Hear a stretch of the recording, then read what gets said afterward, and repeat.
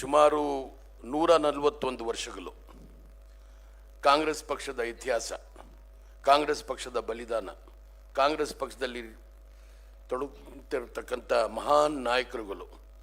ಅದು ಮಹಾತ್ಮ ಗಾಂಧಿ ಅವ್ರು ಬರೋದು ಮೊದಲಾಗಿರ್ತಕ್ಕಂಥ ನಾಯಕರುಗಳಾಗಿರ್ಬೋದು, ಮಹಾತ್ಮ ಗಾಂಧಿ ಅವ್ರು ಬಂದು ನಂತರ ಬಂದಿರತಕ್ಕಂಥ ನಾಯಕರುಗಳಾಗಿರ್ಬೋದು, ನೆಹರು ಫ್ಯಾಮಿಲಿಯವರ ಬಲಿದಾನ, ಇದನ್ನೆಲ್ಲ ನೋಡಿದಾಗ ಎಷ್ಟು ವರ್ಷಗಳ ಕಾಲ ಅವರು ಜೈಲಲ್ಲಿ ವಾಸ ಮಾಡಿದರು.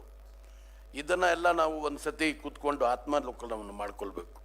ನಾವು ಈ ಕಾಲದಲ್ಲಿ ನಾವು ಏನು ಮಾಡ್ತಾ ಇದ್ವಿ, ಕಾಂಗ್ರೆಸ್ ಪಕ್ಷಕ್ಕೆ ನಮ್ಮ ಕೊಡುಗೆ ಏನಾಗಿದೆ, ಏನು ಜವಾಬ್ದಾರಿ ಇದೆ, ಕಾಂಗ್ರೆಸ್ ಪಕ್ಷಕ್ಕಾಗಿ ನಾವು ಏನು ಮಾಡಬೇಕು ಅಂತ ಹೇಳ್ಬಿಟ್ಟು ನಾವು ಒಂದು ಆತ್ಮಾವಲೋಕನವನ್ನು ಮಾಡಿದಾಗ ನಿಜವಾಗಲೂ ಒಂದು ದಾರಿ ನಮ್ಗೆ ಸಿಗ್ತದೆ.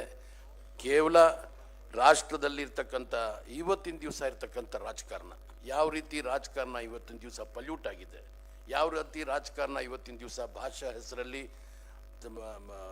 ಕಾಸ್ಟ್ ಕ್ರೀಡ್ ಪಾಲಿಟಿಕ್ಸು ಏನು ನಡೀತಾ ಇದೆ, ಅದರ ಬಗ್ಗೆನೂ ಸಹ ನಾವು ಅರ್ಥ ಮಾಡ್ಕೊಳ್ಬೇಕು.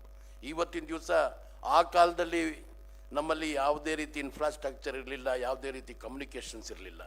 ಈ ಕಾಲದಲ್ಲಿ ಎಲ್ಲ ರೀತಿ ಇದ್ದರೂ ಸಹ ಇವತ್ತು ಯಾವ ಮಟ್ಟಿಗೆ ರಾಜಕಾರಣ ಹೋಗಿದೆ ಅದರ ಬಗ್ಗೆನೂ ಸಹ ನಾವು ಇವತ್ತಿನ ದಿವಸ ಚರ್ಚೆ ಮಾಡಬೇಕು. ಮತ್ತು ಕಾಂಗ್ರೆಸ್ ಪಕ್ಷ ಏಕೈಕ ಪಕ್ಷ ಇಡೀ ರಾಷ್ಟ್ರದಲ್ಲಿ ಕಾಶ್ಮೀರಿಂದ ಕನ್ಯಾಕುಮಾರಿವರೆಗೂ ಯಾವುದಾದ್ರೂ ಒಂದು ರಾಜಕೀಯ ಪಕ್ಷ ಇದೆ ಅಂತ ಹೇಳಿದರೆ ಅದು ಕೇವಲ ಕಾಂಗ್ರೆಸ್ ಪಕ್ಷ ಅಂತ ನಾವು ಮರಿಬಾರ್ದು. ಮತ್ತು ಈ ಕಾಂಗ್ರೆಸ್ ಪಕ್ಷಕ್ಕೆ ನಾವು ಶಕ್ತಿಯನ್ನು ತುಂಬಲಿಕ್ಕೆ ಎಲ್ಲ ರೀತಿಯ ಅವಕಾಶಗಳು ಮಾಡಿಕೊಡಬೇಕು ಅಂತೇಳಿ ಕೇಳ್ಕೊ